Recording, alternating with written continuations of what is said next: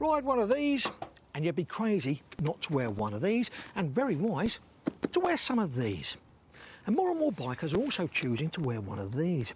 It's a back protector and it's designed to reduce the impact of a crash. Far from being a potential lifesaver though, this one is a fake and it's on sale openly in the UK, and it's putting motorcyclists at risk of very serious injury.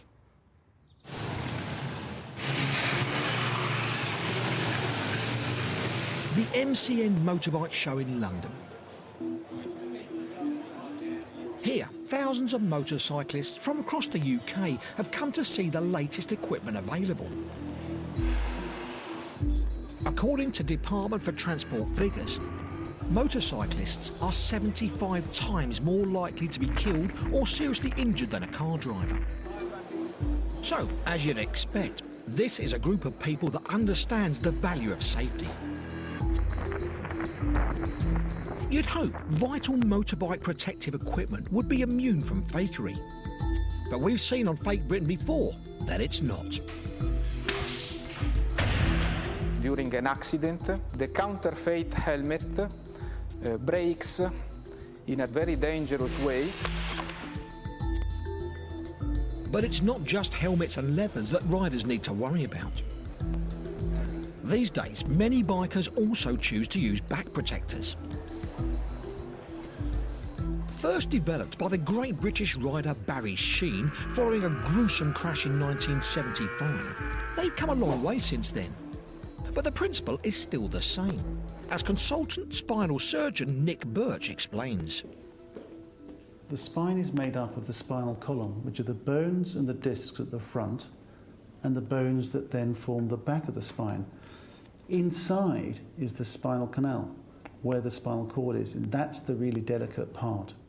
If a motorcyclist come off their bike and hit their back on the ground or against a fixed object, it will impact here. With a back protector, that energy is spread over the whole of the spine, and that then will reduce the amount of damage to the single part where the impact is. Wearing a back protector isn't required by law. But former world superbike champion Troy Corser doesn't need convincing of the benefits. I know there's a few crashes that I've actually had in the past that I know if I didn't have one I would have damaged my vertebrae in some way. 9 times out of 10 crashes you'd end up landing on your back or your bum. If you haven't got one, don't ride your bike. That's basically the long and short of it. It's advice that keen biker Mickey Booser agrees with wholeheartedly. Racing motorbike is more than in my blood. I can't do without it. Most of my friends ride a motorbike, whether on the road or on the track. So does my girlfriend and so does my daughter. I think wearing a back protector is crucial, and always wear it. It's no good in the cupboard. Having used an older protector made by Italian manufacturer Dainese, he became interested in their new Wave model. The company says it has a unique aluminium honeycomb crumple zone plate. It retails for £130. Mickey went looking for the protector online. He found one on sale for less than the official price, through a shop which claimed to be shutting down. When I saw it online, I thought this is great. The shop was described as closing down. Looking at the ad, I was convinced that it was okay. The feedback was very, very good for products exactly the same as I was buying. Everybody loves a bargain. It was on auction and I thought perhaps I was going to be the lucky one. So Mickey went ahead and bought it. And that's when the problem started. The picture presented in the advert was no doubt a genuine Dainese back protector. But what came through was very, very different. The packaging was clearly not Dainese, which started me thinking, what about this, what about that? The materials felt completely different and very flimsy. I was very angry, and looking through the feedback, seeing that around 20 people had bought the same product and thought that it was legit, I felt bad for them too. He took it to the local Dainese dealer, Nigel Foxall, who confirmed it was a counterfeit of the Wave 1 model. Comparing Mickey's fake to the real one, the differences are subtle but clear. A quick glance and they look very similar. But then there's the small giveaways. The first thing is you feel the quality. This feels light, it feels cheap. The logo is wrong. We can see the strap is just stitched in.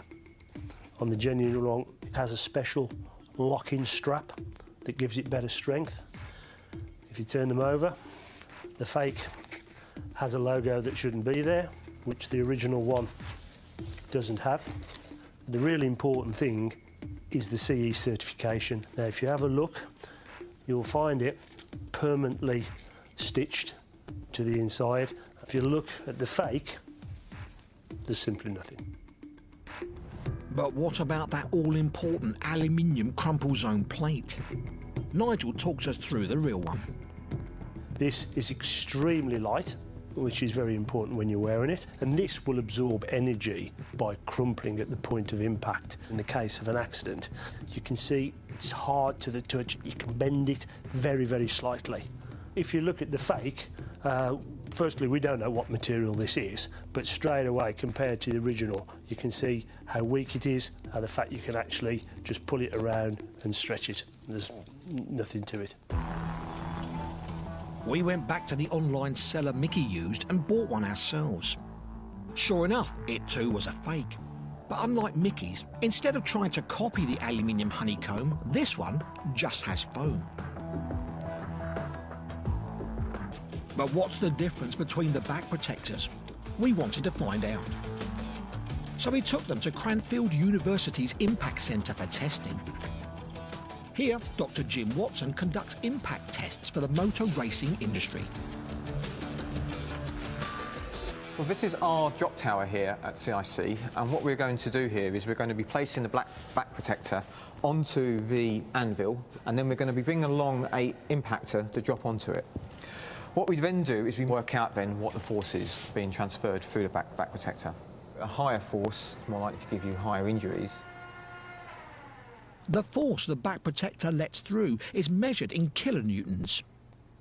First up to face the hammer, the real Dainese wave.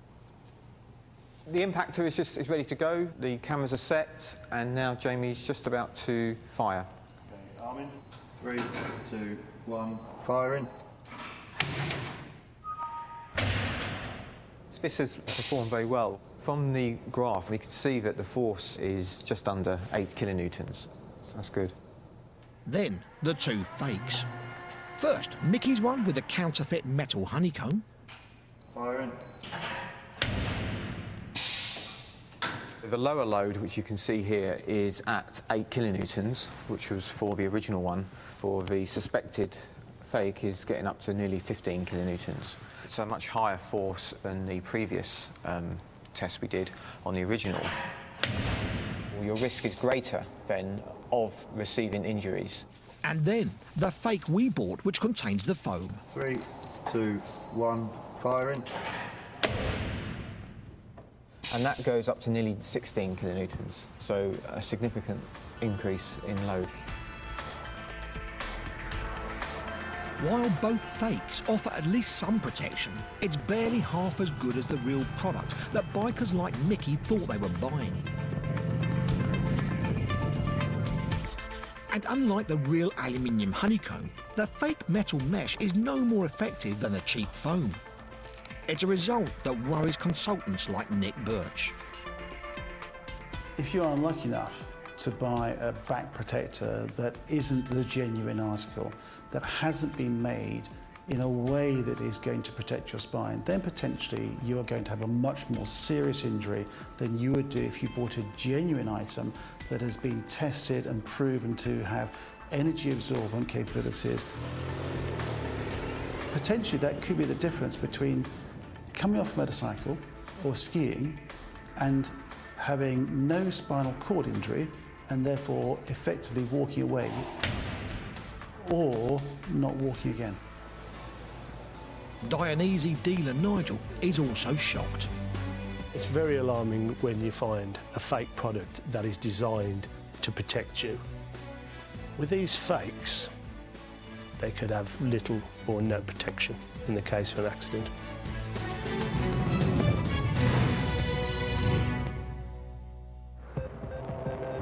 Earlier, we watched as National Trading Standards seized 10,000 fake electric hairbrushes. You've got the risk